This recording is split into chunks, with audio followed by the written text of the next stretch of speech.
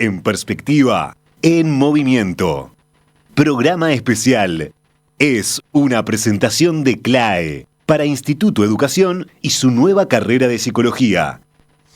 El movimiento Minga, la obra social y educativa que dirige el padre Mateo Méndez y enfocada en jóvenes con vulnerabilidad social de la ciudad de Las Piedras, está cumpliendo 15 años.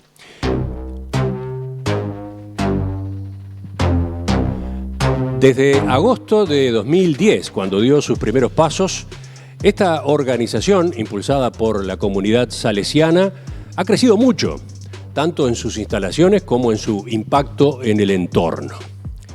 Al principio contaba solo con un galpón alquilado, que había sido un taller mecánico. Hoy dispone de un predio muy cómodo, con 2 grandes salones multiuso, patio, cancha de fútbol y 2 canchas polideportivas, donde se desarrolla una gran variedad de actividades recreativas y educativas para adolescentes, jóvenes y también niños. Pero esta evolución no ha sido sencilla, no, ha estado cargada de obstáculos y desafíos que se han ido superando a puro esfuerzo y amor, con el apoyo de cantidad de personas y empresas y también con convenios con el Estado. Hoy, en el Día Internacional para la Erradicación de la Pobreza, hemos venido hasta acá, hemos venido hasta la casa del movimiento Minga para contarles desde adentro cómo llega esta obra a sus primeros 15, cómo se relaciona su trabajo con el combate a la pobreza, qué dicen quienes pasaron por acá como alumnos y hoy se desempeñan como educadores, qué planes tiene Minga para el futuro. Eso es lo que vamos a conversar con varios invitados desde ahora hasta las 9:30 y después desde las 11 hasta las 12. Saludo a los primeros invitados, el padre Mateo Méndez, sacerdote salesiano, fundador de Minga, que también estuvo en la fundación del movimiento Tacurú en Casaballe y del proyecto Caqueiro en Rivera. Mateo, un gusto volver a verte, un gusto encontrarte en esta mesa hoy. Bueno, muchas gracias. Buen día a la audiencia y bienvenidas a esta experiencia que vamos a comenzar aquí de mañana. Este es un lugar muy especial. Yo digo que hay lugares que son como especie de tierra sagrada. Y cuando uno entra en la tierra sagrada a veces se tiene que descalzar. Y cuando hablamos de descalzar quiere decir estoy más abierto, más abierta para que lo que hoy voy a escuchar vaya como que calando en mi vida y que de alguna manera cuando finalicemos la pasada por aquí en esta mañana, que ya desde antemano sin duda ninguna va a ser un encuentro que movilice, un encuentro que de alguna manera me deje algo más como para seguir pensando y haciéndome la pregunta, ¿qué cosa puedo hacer yo desde donde estoy, cómo estoy y desde la realidad que vivo y desde el lugar de este paísito en el cual estamos para seguir, lo que tú decías recién, la erradicación de la pobreza? Bueno, que sea este un lindo mojón en la vida de todos, para que nos sacuda y de alguna manera nos desafíe a crecer. Eso es lo que buscamos, sí. Estamos con ideas compartidas, con propósitos compartidos esta mañana. Segundo invitado, también en la mesa, Marcel Suárez, hoy director de la Comisión del Patrimonio Cultural de la Nación en el Ministerio de Educación y Cultura, docente pedrense, ¿no? Un hombre de la zona. Por supuesto. Conoce la obra desde sus comienzos, vecino del barrio. Marcel, también, bienvenido. Buen día, muchas gracias por invitarme. Y se encuentra ya en la punta de la mesa John Díaz, que es coordinador del proyecto Minga Salesianos. John, también un gusto verte. Buen día, Emiliano, buen día a toda la audiencia y contarte que hace unos años cuando vinieron estaba pegado al vidrio del Club Solís, cuando la transmisión del Bicentenario. Pegado, viendo a mi profe queridísima Ana Ribeiro y a Marcel Suárez también. Así que, claro, cuando hicimos el programa desde el liceo. Exacto, estaba pegado a la ventana del Solís. Todavía me da el solcito acá porque rebotaba el sol de afuera. Así que recibirlos a ti y a todo tu equipo acá, en nombre de toda la comunidad educativa de Minga, es un placer enorme. John, ¿fue alumno tuyo, Marcel? Sí, en el Colegio San Juan Bosco, que forma parte del San Isidro. Y si no recuerdo mal, era supliendo a Ana Ribeiro, que en ese periodo estaba un poco como paulatinamente dejando su labor docente porque ya estaba avanzando en su tarea como historiadora. Claro. Y Ana Ribeiro es de acá también y ha sido profesora durante años. Y bueno, ahí fue el vínculo con John y con toda una generación muy linda de estudiantes. Muy inquietos. Pero en el buen sentido. No daban trabajo, daban buen trabajo, diría yo. Y bueno, y se generó un vínculo personal con él y con otros compañeros y compañeras de la clase. Y bueno, como decíamos antes de empezar el programa, en perspectiva ya por lo menos es la tercera vez, si no recuerdo mal que está. Primero en el Liceo 1 de Las Piedras, que ahí es donde nos conocimos, sobre el 2007. Después en el 2011, ahí sí, en el Solís, sí, donde estaba con la ñata contra el vidrio John. Y bueno, y los vamos siguiendo. Y mi lugar acá es de testigo, básicamente. Sí, ¿no? Con ese motivo te invitamos. Gracias. Porque queremos saber cómo has acompañado este proceso, ¿no? Y capaz que podemos empezar por ahí. ¿Por qué nació este proyecto? ¿Qué pasaba acá o qué pasa acá en esta zona de Las Piedras? Contestas tú, Mateo, y después se van complementando. Ahora repartimos, sí. Cuando a mí me asignaron párroco del San Isidro de Las Piedras, después de haber vivido una experiencia muy fuerte en el Inter Colonia Berro, después de haber pasado 6 meses allí, me destinan aquí a Las Piedras como párroco. Y uno siempre como experiencia personal, ¿no? Cuando uno lo manda a algún lugar, lo primero que hace es mirar, otear el horizonte y mirar las realidades que te están rodeando para un trabajo en el cual no iba a ser fácil, por lo complejo que es ser animador pastoral y espiritual de una comunidad tan amplia como la ciudad de Las Piedras. Entonces, al salir uno se encuentra con gente, saluda, viene una cosa a la otra, pero el ojo de uno está buscando otra cosa, que no es solamente quien te va a venir a saludar, sino cuáles son aquellas cosas que, capaz que es por defecto personal, ¿no? o por defecto de formación desde el vientre materno, uno está buscando algo que le pueda interesar y que vos te respondas y te diga, ¿qué puedo hacer yo por esto? Y justamente el tema de los jóvenes era lo que a mí siempre me ha ido preocupando y que en Las Piedras estaban ahí, en la puerta de la parroquia, en la plaza, en el BPS. Entonces, ¿qué tipo de jóvenes? Adolescentes, 15, 16, 17, 18, de situaciones de consumo, de esas barritas que se juntan para tocar el tambor, tomarse unos vinos y alguna cosa más. Entonces, por ahí digo, acá también. Era la pregunta para mí mismo, ¿no? Acá también, sí, acá también. Bueno. Acá también, porque venías de la experiencia de Rivera. Exactamente, con el Caqueiro. Y bueno, y antes Tacurú, en Casaballe, ¿no? Sí, entonces dijimos, ¿qué desafío es esto? ¿Qué se puede hacer por esto? Entonces ahí surge esta movida que uno dice, bueno, no nos podemos quedar insensibles, primero por carisma, primero por pasión, por el trabajo con los jóvenes. Y entonces empezamos a movilizarnos, salir, venir, encontrarnos con gente, y en esa vuelta aparece John también por allí, y ahí es donde entramos un poco a hacer este camino que nos ha traído hasta acá. Marcel, ¿qué agregas tú a ese germen, digamos? Yo diría que a través de esta historia que está contando el padre Mateo, y a través de John, principalmente, que fue el nexo, también me ayudó a mí a ver lo que no veía, ¿no? Él me decía, mira, de noche Las Piedras es otra. Nos sentamos con el padre Mateo en la puerta de la iglesia y ahí vemos pasar de todo, me decía. Y yo no podía creer. Y después cuando uno empieza a observar lo que le indican, que existe pero no acepta ver, empieza a reconocer, bueno, sobre todo formas extremas de la marginación social, de la pobreza, de la exclusión, y que terminan muy mal. Y de repente te lo cobran notoriedad en las noticias policiales, cuando ya es demasiado tarde. Y bueno, y de esa manera yo decía, yo puedo oficiar de un modestísimo testigo, porque mi participación ha sido siempre muy tangencial, muy desde afuera, pero en algún momento, bueno, hemos ido acompañando, porque John es muy insistente y bueno, una cuestión de afecto y de compromiso ético no puede tampoco negarse a ir acompañando. Y uno ha visto crecer lo que empezó siendo algo que era en el escalón de la iglesia, a lo que hoy vemos acá en un proyecto que me consta que ha dado mucho trabajo para poder verlo materializado y bueno, y en proceso de desarrollo. Sí, acá nos acercaban una foto que capaz que ponemos en pantalla de cómo era el primer local de Minga, ¿no? Obviamente un poco después de esta reflexión inicial que ustedes estaban contando, ¿no? Un pequeño taller mecánico que ya había caído en desuso y que ustedes alquilaron, ¿no? Así arrancaron. ¿Arrancaron haciendo qué? Obviamente estaba la inspiración de tus iniciativas anteriores, Mateo, pero ¿qué fue lo que pusieron en marcha? A ver, no sé si John, Mateo. Sí, está bien, John. Y lo que pusimos en marcha primero fue salir al encuentro. Ese fue el primer desafío, y una inteligencia de Mateo fue: salgamos al encuentro pero en la hora más cruda. No tengamos miedo a salir en la hora que estamos siendo testigos, que más se complica. Que no era tan tarde, esa fue mi sorpresa, porque 6:30 de la tarde, cuando empezaba a cerrar todos los organismos públicos y demás, la plaza de deporte era lo que seguía un poco más, hasta las 7:30, 8, pero cambiaba el paisaje verdaderamente, ¿viste? Empezamos a... Está bueno esta memoria que trae Marcel, porque de verdad era desde el escaloncito de la parroquia. A veces Mateo hasta las 2:30 de la mañana, sentados, viendo, nada más que viendo. ¿Y esto? Y cuanto más atención prestabas, veías cosas más oscuras.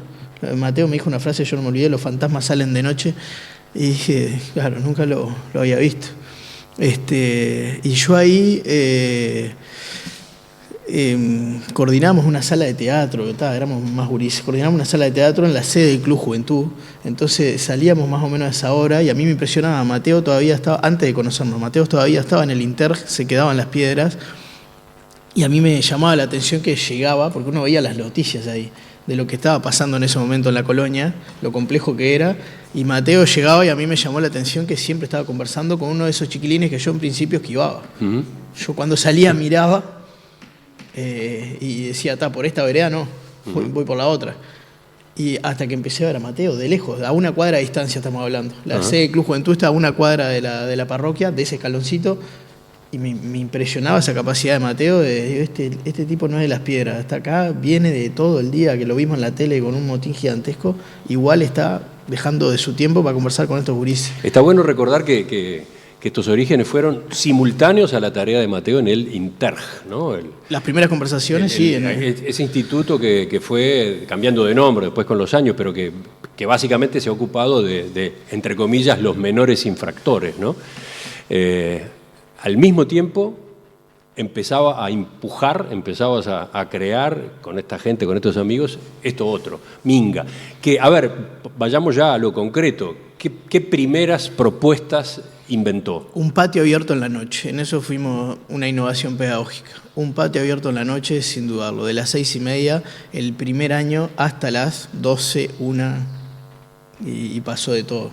Había chiquilines que era extrema. Les cuento una anécdota a la gente de Las Piedras que se tiene que acordar. Ahora tenemos la vía del tren nueva, el museo abierto Miguel Ángel Pareja, pero en un momento hubo un vagón ahí de AFE que lo incendiaron. La gente de Las Piedras se tiene que acordar. Allá adentro vivían chiquilines que ya estaban viniendo a Minga. Cuando incendiaron ese vagón estaban adentro.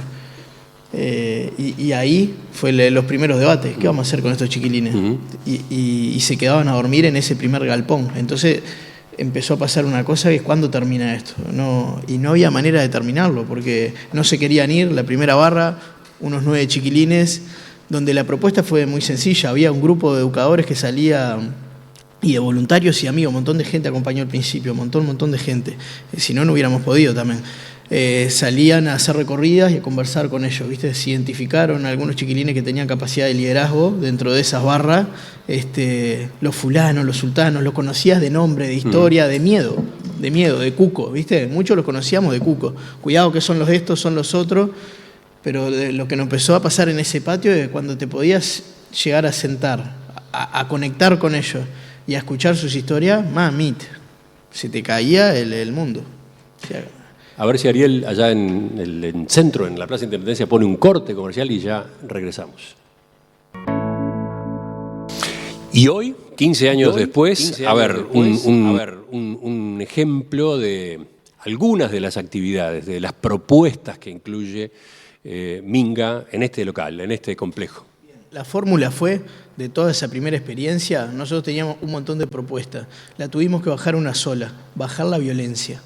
Si nosotros lográbamos bajar la violencia, que era extrema en ese primer año, 2010, 2011, estábamos seguros que estábamos contribuyendo con la sociedad. Después aplicamos una fórmula, que fue restarle horas a la calle. Entonces ahí la propuesta fue bajando. Yo les conté de 6:30 a 11, 12, dijimos: tiene que empezar una segunda etapa que sea más de estudio, de poder convocarlos, porque la mayoría había terminado solo la escuela. Esas eran mis charlas con Marcel también. Es impresionante la cantidad de chiquilines que terminaron solo la escuela, ¿no? Yo pensé que eran muchos menos. Entonces le fuimos restando horas a la calle, y ahí empezó la segunda etapa. Profes voluntarios del IPA, la primera barra eran todos compañeros del IPA, yo todavía hacía algo de historia ahí, que venían a dar clases voluntarias. Y eso era más temprano, 5:30, 4:30. Los chiquilines todos eran cuidacoches. Había peleas, la gente de las Piedras tenía que acordar, pedradas, se peleaban por las cuadras. A la salida del colegio, a la salida del San José, esa zona estaba muy peleada. Y ahí fueron los primeros debates pedagógicos. Acá no hay fórmula que se pueda aplicar. Acá hay que conversar con ellos y si se organizan en vez de pelearse, si se reparten las cuadras y reparten la plata, y así pudimos hacer el apoyo pedagógico en la Casa de la Juventud, que para nosotros fue un enclave, un puntal, pues estaba pegado al BPS y era una puerta que se les abría, que siempre pateaban, rompían, era una puerta que se les abría. Bueno, este va a ser su espacio.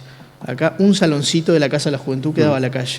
Ahí pasaron cosas mágicas en esto del apoyo pedagógico. Y ahí lo que fuimos descubriendo, terribles inteligencias. Ese fue mi primer compromiso. Digo, acá no solo no es por cuidado esto, hay terribles inteligencias desaprovechadas. Y ahí empieza el debate de qué hacemos, y bueno, fue quedarnos. La única manera es quedarnos, hay que generar algo distinto. Entonces, y después lo que nos pasó con dolor fue, hay que bajar la edad. Nosotros habíamos apostado de 14 a 18, acuérdense de todo el debate de la baja de la edad de imputabilidad, los adolescentes infractores ahí estaban en el foco de la tormenta, ¿no? El famoso asesinato de la pasiva que no paraba de repetirse, y acá eso tuvo una onda expansiva terrible. Entonces, esa fue otra apuesta, ¿vamos a abrazar a esta barra, sí o no? Sí. Y ahí se va conformando un grupo más de compromiso activo, ¿viste? Hay que aguantar. Si lo vamos a hacer hay que aguantar. Entonces lo que hicimos fue bajar la edad también. Porque los primeros asesinatos que nosotros sufrimos, no fue cuento de hadas toda esta historia, tuvo momentos durísimos. Los primeros asesinatos, chiquilines con 15 años recién cumplidos, que nosotros conocíamos la historia, que habían pasado por reclusión de libertad en Colonia Berro y que salieron y lo asesinaron. 15 años recién cumplidos. Tiene nombre, Nicolás Maciel, tiene historia, para nosotros tiene risa, nos acompañó a campamento y demás. Y ahí la reflexión fue obligada. Digo, es tarde a los 15 años. Qué dolor. Y ahí empezó el Preminga, que va a ser una historia que van a conocer porque van a tener una de las protagonistas, Erika, que fue de la primera barra. Preminga. Empezamos a bajar la edad. Si a los 14 años es tarde, tenemos que arrancar mucho antes con esta barra. Y empezó a aparecer una barra de niños y chiquilines que decía, yo también soy chorro, déjennos entrar en ese galpón de noche. Tremenda la frase, ¿no? Yo también soy chorro. Y era con esta voz, yo también soy chorro. No me olvido nunca más, tiene nombre. También no lo voy a nombrar porque hoy me la cobra, pero tiene nombre. Digo, ¿qué vas a hacer, amigo? Vení. Pero no los podíamos poner en la noche con chiquilines de 18 años. Entonces ahí lo mismo, otra barra de exalumnos salesianos, amigos, que están en mi recuerdo más profundo porque no había nada. El Minga nos costaba muchísimo sostenerlo todos los días porque empezó a crecer la barra, 15, 20, 30, la barra de Maxi que también van a conocer, terminó en unos 30 en el primer año.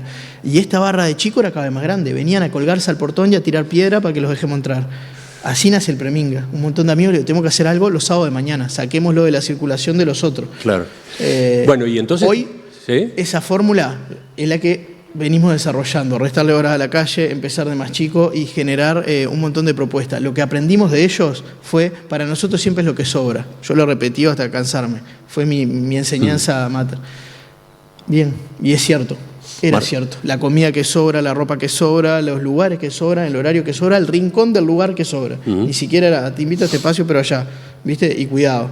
Entonces, y ahí empezó la locura de decir, ¿y si no?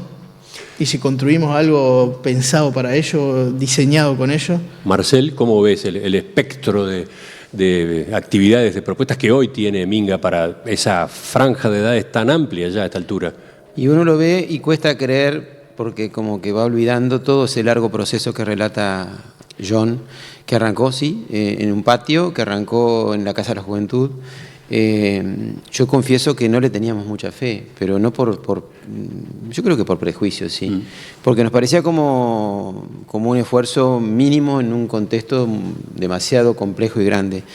Y uno va viendo ahora, recordando, sí, la Casa de la Juventud, ese pequeño galpón, este local que arrancó más chico de lo que hoy es. Y aparte sí recuerdo todo el testimonio, siempre John contándonos, de los esfuerzos que implicó conseguir el local, que tampoco, el predio, que tampoco fue changa, porque aparte no solo somos indiferentes a este tipo de realidades sociales, sino que en algunos casos hay resistencia a estimular a generar una oportunidad de mejora. Y esta zona que tú nombrabas por el barrio en el que se encuentra también generó un poco de de tensiones en el entorno local y finalmente después de mucho esfuerzo se pudo conseguir el predio y a partir del predio un espacio que fue creciendo materialmente, siempre con mucho sacrificio. Enseguida volvemos, enseguida regresamos a Minga, el movimiento Minga, la casa del movimiento Minga acá en la ciudad de Las Piedras, conociendo lo que hacen y escuchando los testimonios de quienes han pasado, de quienes se han formado acá. Seguimos, estamos en movimiento, estamos en la casa del movimiento Minga, en Las Piedras. Estamos celebrando los 15 años de esta obra. Estamos reflexionando también en el Día Internacional para la Erradicación de la Pobreza. En perspectiva, en movimiento. Programa especial. Es una presentación de CLAE para Instituto Educación y su nueva carrera de psicología. Nos acompañan en este primer encare, en este primer capítulo de este especial, nos acompaña el padre Mateo Méndez, fundador y director de Minga, Marcel Suárez, en su carácter de docente, pedrense, conocedor de la zona, John Díaz, coordinador del proyecto Minga Salesianos. Yo decía, estamos acá mismo. ¿Dónde estamos? Estamos en uno de los salones multiuso. ¿Cómo describirlo para quienes nos están escuchando por radio? Bueno, es un salón grande, ¿no? 16 metros por 8, que tiene a su vez 6 ventanas que permiten que entre mucha luz y que ahora, cuando están abiertas, permite que pase el canto de los pájaros, por ejemplo. Entra el aire fresco, dice Mateo, sí, no viene nada mal ya a esta altura. Está la puerta del patio, la que tenemos enfrente de la mesa donde nos hemos ubicado. Acá, por ejemplo, ¿qué pasa? ¿Qué ocurre en este salón, en este espacio? Pero a ver, algunos ejemplos. Es una casa. ¿Algunas se van? Sí. Es una casa grande. Esa es la apuesta de todo este lugar. Es una casa de ¿Cómo le puertas llaman abiertas. a este salón? Patio. Es todo patio, pero tiene ese espíritu de casa y de familia. Para estar aquí hoy tengo que mover un living, por ejemplo. Acá en la zona del living hay proyectan películas, hay una biblioteca, hay juegos, hay un futbolito. Hay un futbolito que es el primero que vi. Ahí dejamos alguna foto, mirá atrás. Futbolito 2014. Sigue siendo el mismo futbolito. Eso también es un patrimonio del padre Mateo Méndez en su modelo de gestión. Claro, es el mismo futbolito. Era un Miren, imán, ¿no? Más de 1000. Era un sí, convocante. Pero pasaron en 15 años más de 1000 chiquilines por ese futbolito. Sigue siendo el mismo. Sigue siendo el mismo. Ahí está. Una mesa de Lo ping-pong. viejo funciona. Exacto. Suena aquella frase, ¿no? Exacto. Algo ¿Y qué más? A ver, ¿qué tenemos? Y un espacio ya que es una salita donde tenemos conversaciones, donde se imprimen los deberes, donde se imprimen también los boletines para compartir e ir estudiando. Aquí hacemos las meriendas también, se arma una ronda grande, todo es material didáctico, todo se mueve. Hacemos una ronda grande para la merienda todos los días. Los chiquilines que vienen a Minga hay 2 turnos grandes. Está abierto el centro desde las 13 hasta las 22, 23 horas. Todos los días, de lunes a viernes, y los sábados de mañana se concentra en la actividad de preminga solo para los niños. ¿Cuántos botijas, llamémoslo así, cuántos niños, adolescentes, jóvenes terminan hoy participando de las actividades de Minga? Estamos atendiendo hoy a más de 150 chiquilines. Yo les conté que hay 3 turnos bien distintos. Hasta 50 chiquilines por turno en el modelo que nosotros tenemos, que es abierto, podemos tener. En esos 50 tenés siempre... Cuando ustedes entraron vieron algo que decía Minga, un camino por etapas. Nuestra apuesta pedagógica con el desarrollo de los años terminó siendo proponer un modelo por etapas basado en sus potencialidades. Acá hay, potencialidades. Por ejemplo, actividades de apoyo pedagógico, incluso en el respaldo a los que estudian, ¿no? Sí. Fortaleciendo. Trabajamos permanentemente para que puedan volver a la educación formal, para que puedan culminar el ciclo básico, para que puedan ser bachilleres. Tenemos las alegrías enormes de chiquilines que son la primera generación de toda su familia que termina el ciclo básico. Y hoy estamos teniendo, tantos años después, en esta historia de niños que crecieron en el preminga, que hicieron bien la escuela, que terminaron bien el ciclo básico, estamos por tener los primeros universitarios. Ya tenemos los primeros universitarios en carrera de toda su familia y algunos de su barrio. Están las actividades deportivas, ¿no? Para eso se encuentran en este predio las canchas de básquetbol, fútbol y otros deportes, talleres de recreación, cursos de formación laboral, ¿no? Sí, hay algunas formaciones en profesiones, ¿no? Nosotros ¿Algún hablamos, ejemplo? ¿Vieron que cuando uno va a la escuela, por lo general hay patios chicos, ¿no? Una escuela y algunos patios chicos. Bueno, esto es todo lo contrario. Hay un patio enorme y muchas escuelas chicas que nacen en base a intereses personales a veces. Por ejemplo, a mí me gustaría electricista. Exacto, electricidad. Que estamos aquí en lo que está viendo aquí la gente. Radio Minga fue una elaboración que cuando se enteraron, no podían creer que vinieran. Cuando se enteraron que vinieron, bueno, este cartel de Minga histórico, vamos a ser uno que diga Radio Minga. Eso está delante de nuestra mesa, digo, para Exacto. quienes nos están escuchando por radio, quienes están siguiendo el video, lo ven, lo observan. Y un abrazo especial también, Historias de Compromiso. Gerardo Cuello, que es el técnico que nos ayudó y coordinó con tu equipo para que todo esto sea posible. Es profe voluntario hace 15 años. Bueno, 15 años de taller eso, voluntario, ¿no? Con la experiencia de chiquilines que empezaron en un taller básico donde la apuesta fue, ¿vieron los incendios en las viviendas precarias? Nosotros tuvimos varios al principio, varios, y ayudamos a alguna familia de La Paz que tuvo pérdidas también humanas. Por ese incendio nos marcó mucho, entonces fue una apuesta. Esto está bueno, siempre estimularlo. Entonces la apuesta de ese taller era básica, las 10 instalaciones básicas de un hogar.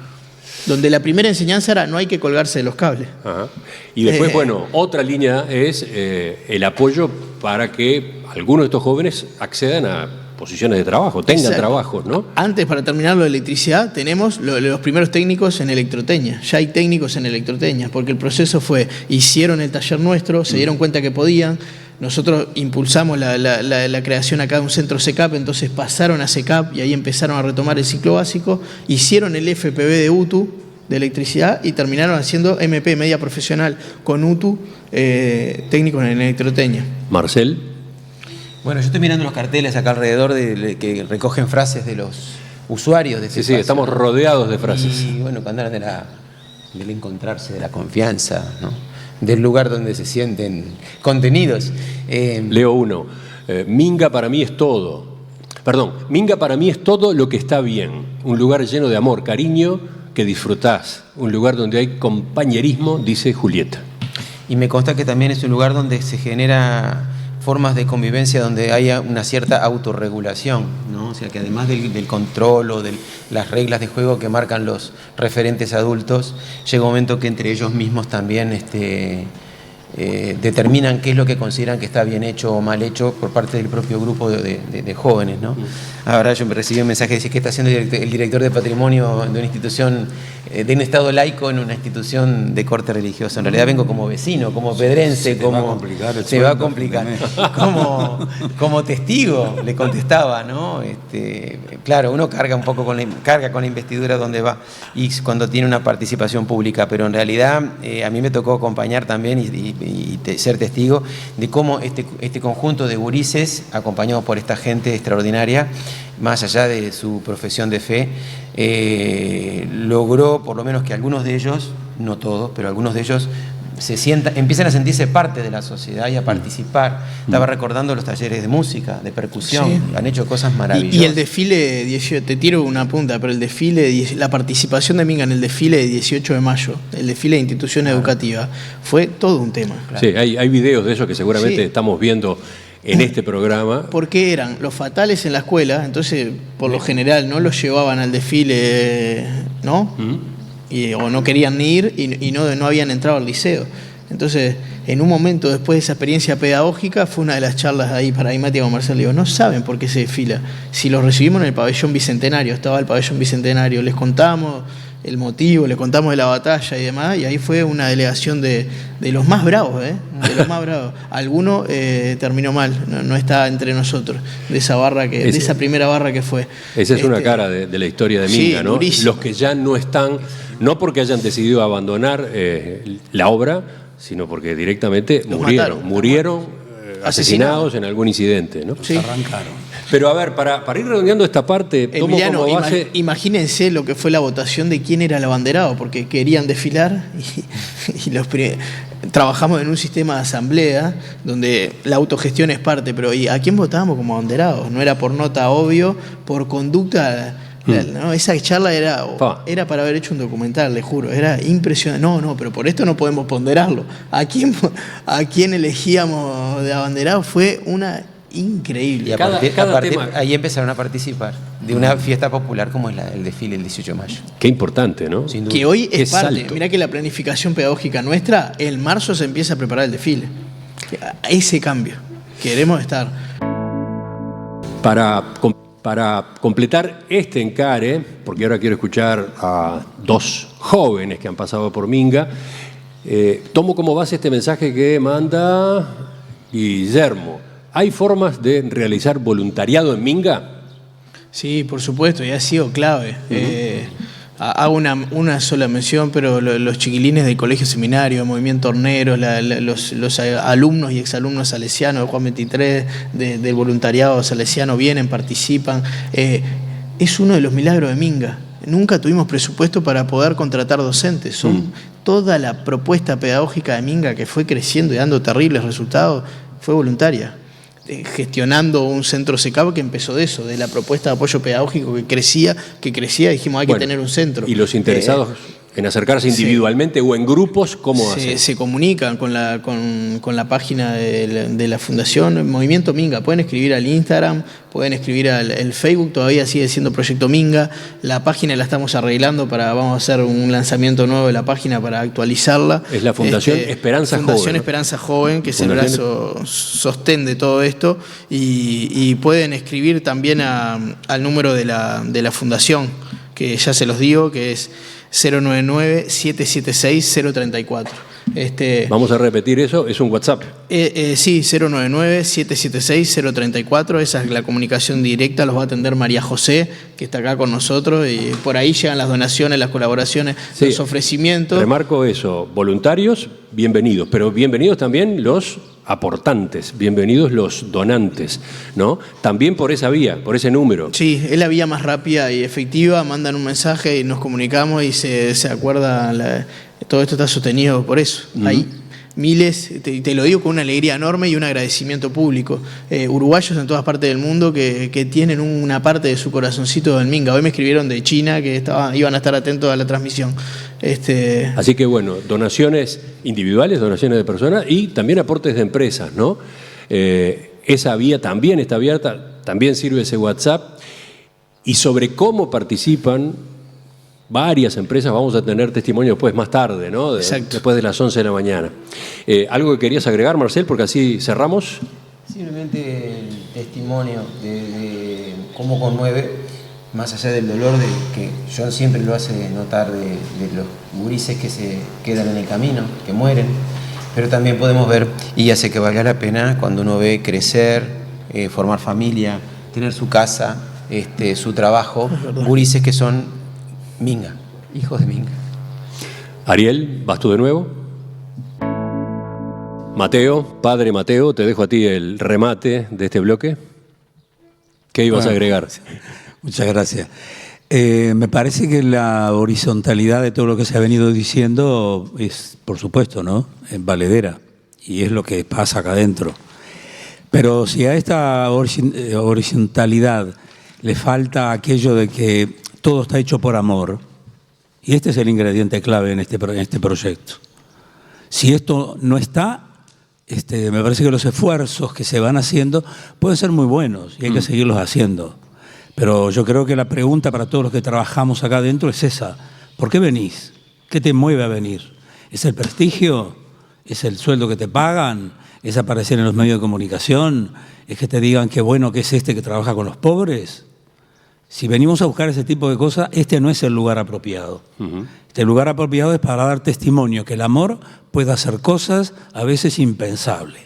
Podemos realizar cosas que muchas veces nuestros propios esfuerzos, bienvenidos sean. Pero también creemos que este es un proyecto social cristiano en el cual para nosotros el modelo de entrega, el modelo de esfuerzo es la persona de Jesús.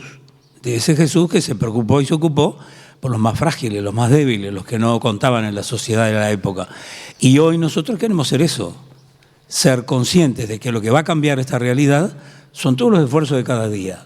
Pero si este esfuerzo no va impregnado por el amor que me ayuda a liberarme a veces de mis actitudes egoístas o de aparentar o de creerme que soy yo el que hago todo, que es cierto, pero para nosotros acá hay alguien más que está acompañando esta tarea, y si esto está como está, es porque hemos tratado de hacer a lo largo de la historia que este proyecto de vida que tiene Jesús a nosotros nos viene muy bien porque queremos sumarnos a esto.